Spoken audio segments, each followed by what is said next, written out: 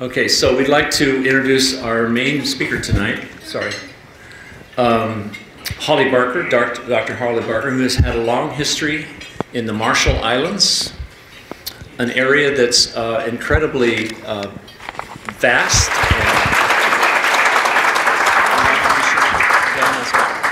Okay, guess you'll be able to help.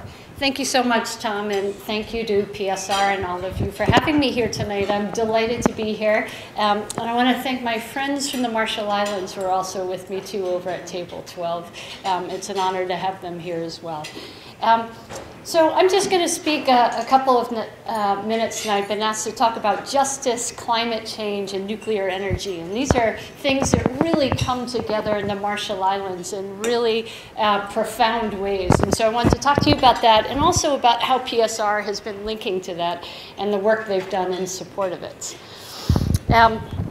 So I've been looking at this issue of how the nuclear industry keeps pushing this concept of clean nuclear energy on us. And we get told over and over again that it's this clean, safe source of energy for us.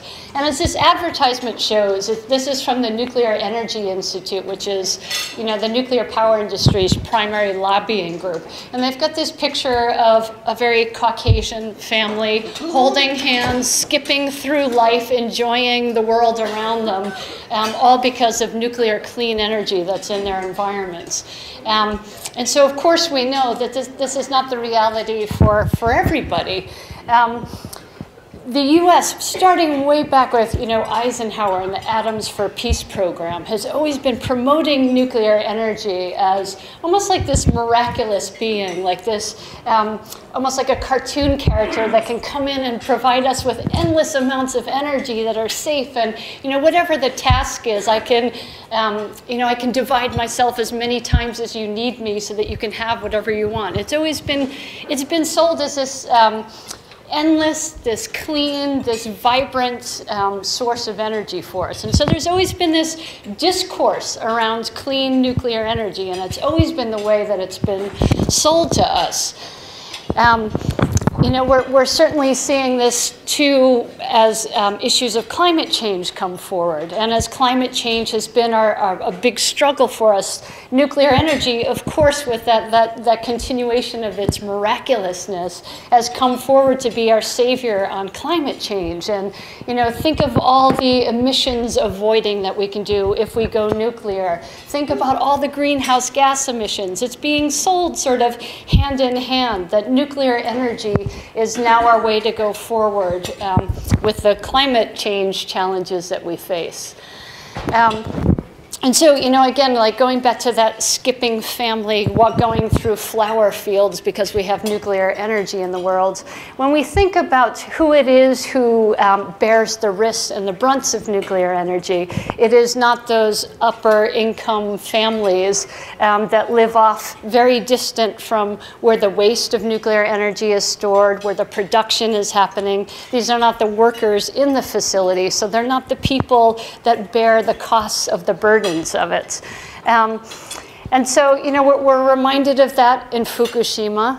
We're reminded of these issues thinking that Obama has now reversed 34 years of nuclear power, unfortunately, and has okayed new nuclear reactors to be put into Georgia, and thinking about the areas where these are located. And so the distribution of the burden and the risk are not in the same communities of the industry workers who are benefiting from it. And so we have such profound and inherent justice issues that are wrapped in this.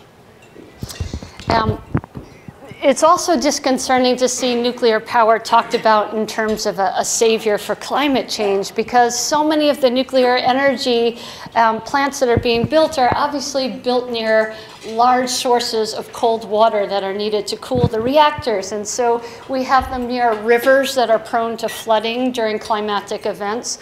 We have them near oceans. We know the Columbia River obviously was chosen as the source for our Hanford site in the state. And so those very waterways that are essential for the nuclear power are also the areas that are most vulnerable to climatic storms. And so how can we think about nuclear power as as the answer for climate change when it is by our waterways that create so many new threats for us. And so this kind of logic has not been talked about, or we haven't been able to scrutinize this nuclear energy coming out as the savior for climate change enough. And I just want to talk a couple of minutes about the Marshall Islands, because here's a great example where nuclear technology and climate change are a disastrous coupling. And so the Marshall Islands was the location for 67 atmospheric nuclear weapons tests by the US government during the Cold War from 1946 to 1958. And so the testing that occurred in the Marshall Islands is the equivalent of if you take 1.6 Hiroshima bombs and detonate them every single day for 12 years, that's how much nuclear material was released in the Marshall Islands. And so the Marshall Islands has experienced living nuclear war for 12 years straight. And so they know what the effects of nuclear testing is like. And so they also are dealing with long-term radiological issues associated with that testing.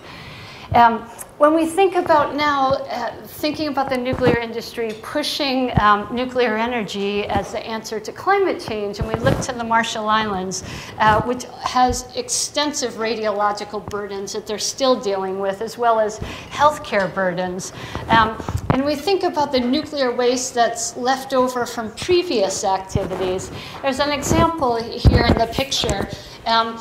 If you see this big dome structure that's on the right, that's on an island called Runit Island on Eniwetok Atoll that was one of the ground zero locations in the Marshall Islands. And to do a cleanup, the Defense Nuclear Agency of the US government took a bomb crater. So over in the left picture there, you can see the circle to the top left there. That's a crater that was left from one of the detonations. The crater that's on the land is this facility that's to the right there. And the Defense Nuclear Agency, for a cleanup, bulldozed the entire topsoil of the island, took all the plants that were radiologically contaminated, the coconut trees, the top 2 feet of soil, and bulldozed it into the crater, mixed it with cement, and made that cap there, and created a nuclear waste storage facility. So currently, this nuclear waste storage facility is sitting on Eniwetok Atoll in the Marshall Islands. And if this cord goes long enough, I think it actually moves, doesn't it? No, I don't want to get wrapped up here. But if you look at the island around and notice right here in the foreground is the tip of the island, and then the seas are right there. And so you think about climate change and sea level rise. So with the climate change, the waters are rising, and so that whole facility is threatened from sea level rise. The Marshall Islands, it has been predicted by the United Nations it could be by 2050 that it'll be uninhabitable because of sea level rise. And so that facility is full of plutonium. And when that facility, and I say when, not if, when that facility succumbs to the seas, it's not just a problem for the Marshallese, that's a problem for everybody who shares the Pacific, including Washington State. And so when we think about nuclear waste as the path forward for climate change, we also have to think about what do we do with our waste? How do we store it? What happens to that in the future as well? And so sort of based on the Marshall Islands, we know that there's been little accountability in the past to deal with the nuclear waste that we do have, which certainly makes us question the nuclear waste and how we would manage it going forward. I want to acknowledge the work that WPSR has been doing on all of these issues. I had the good fortune to travel to Geneva recently with a few of the folks who were downwind from the nuclear weapons testing in the Marshall Islands.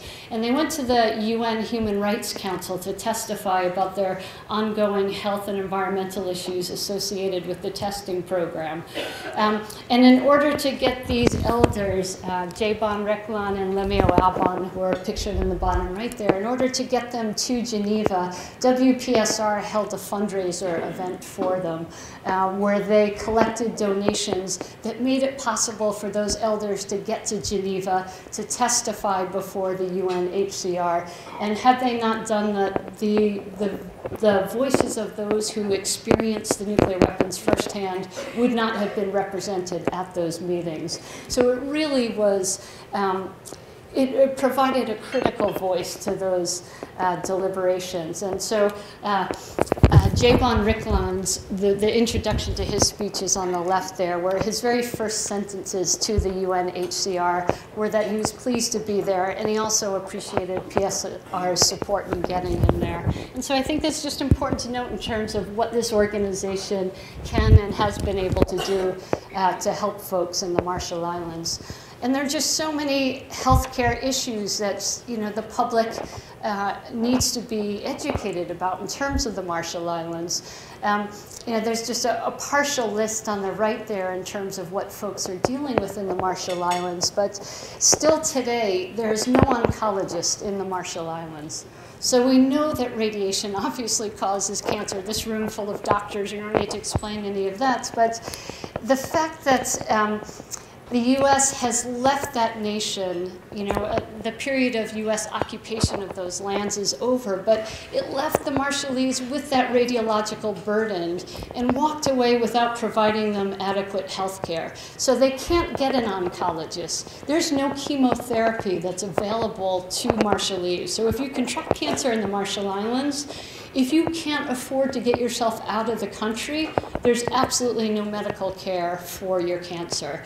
And so we're starting to see Marshallese coming to our communities here. They're starting to come to the Seattle area to access Harborview, Seattle Cancer Care. But again, it's only those who are able to purchase it. There has been just a long record of mistrust. Most of the medical work that was done in the Marshall Islands was about advancing U.S. military interests. It wasn't about the well-being of the Marshallese. So for many of them, they've participated in U.S. biomedical experiments where there was purposeful exposure to radiation so that the U.S. researchers could then study the effects of radiation on human beings. And so there's a long history of distrust and continued healthcare problems that exist. One of the biggest concerns has been that the U.S. has been unwilling to acknowledge second and third generation healthcare issues in the Marshall Islands. And you see it, it's visible in the population, yet there's no healthcare programs eligible to anybody born after 1954. So there's a lot of work to be done, obviously. There's a lot of public education that needs to happen, and this is just one example. I mentioned the biomedical experimentation that's going on. There was a project with the largest detonation in the Marshall Islands, the Bravo test of March 1st, 1954, and that one test was the equivalent of 1,000 Hiroshima bombs. And with the Marshallese who were exposed to radiation from that fallout, they were the ones who were brought into a U.S. military facility and put behind barbed wire camp where they were interned and, without their knowledge, enrolled in a biomedical experiment project called Project 4.1, which is listed at the bottom there of the photo. This year in Rockville, Maryland, there's a haunted house that people can pay $30 to go and visit. And the horror, the source of horror for people who go and visit that is the Project 4.1 of the Marshallese. And so people go to this haunted house, and it's set up as a biomedical laboratory, and the scaring that happens in the haunted house are zombies that have come out of U.S. biomedical tests with the Marshallese. And so there's no education that's going on. And so people are going to this haunted house for entertainment value, where they walk in, they get scared, probably come out with their friends and laugh about the experience. But there's no understanding of the history and how it is that that happened. And so the horrors, the daily pain and suffering that the Marshallese experience from having been in that experimentation has been divorced from this entertainment approach to it. And so it further sort of silences the Marshallese pain and suffering and takes it away from the human element and makes it more of an entertainment value. And so clearly there's a need for much greater public education that to bring awareness about these issues. So when we make decisions about nuclear energy sources, or that we're doing that with the full knowledge of how people are affected by these issues. And in terms of taking action and moving forward, I want to thank Tom Buchanan and PSR. They printed these postcards that I know Tom is passing around tonight for us to send to Senator Maria Cantwell. And you know, we're fortunate in this state to have a fabulous senator, and I personally am very supportive of her. She's also on the committee that has oversight for the Marshall Islands, and so many of us here are voters in Washington state, and one thing that we can do to take action in terms of the Marshall Islands is just to ask her to please address the ongoing health and environmental issues, and she's somebody who will take those issues seriously. So if you have a few minutes to take one of these postcards and send it to Senator Cantwell, it would be really appreciated. You know, and in terms of like justification for why this needs to be done, on the left is some of the findings from the UN Human Rights Council that PSR helped to get those Marshallese elders to testify at. And the UN has now recognized the ongoing human rights abuses that still exist in the Marshall Islands, including the long-term health care issues. And so the UN has asked for action, and it's kind of up to us to urge the US to take that action. And again, I wanted to thank PSR for all the work that they've been doing. I teach anthropology at the University of Washington, and I teach a couple of classes. I have a big Anth 101 class that's the culture of the bomb with 180 students or so. And then I teach another class that focuses specifically on Hanford issues. And PSR has just been a fantastic partner for me in terms of collaborating. They come and visit my classrooms, and they speak all the time. They create networking opportunities so I can reach out to other guest speakers who come in and enrich my class. They work with me to develop curriculum. But mostly what they've been doing is working as partners to help us get that next generation ready for what they're going to inherit. And so, you know, with things like plutonium in our environment that have half-lives of 24,000 years, we have to pass that legacy on to each additional generation. And so it's up to us to get each generation ready for what they're going to inherit. And PSR, together with Hanford Challenge and Heart of America Northwest and other organizations, have really been essential to helping with that education process. They've also been taking my student interns, and I have a couple of students who are now employed by PSR. I'm going to make Nathan and Danny stand up for a second just to thank them.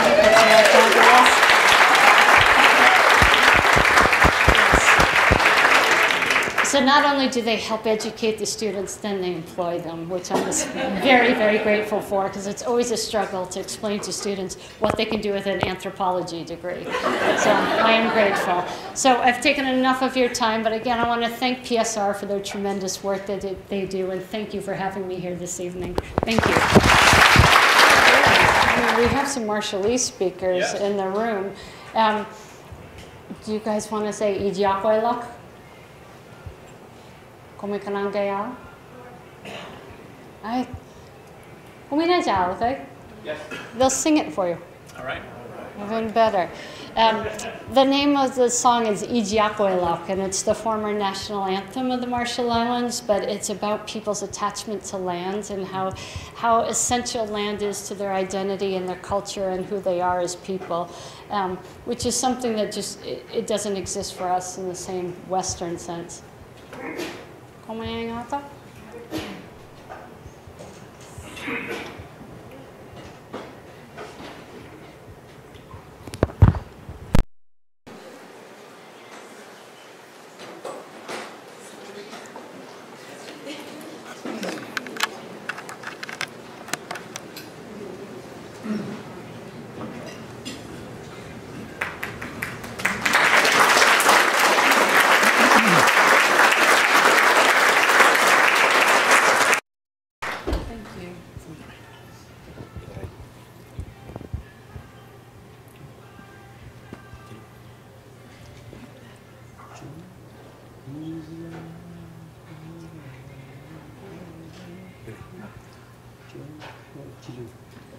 Ina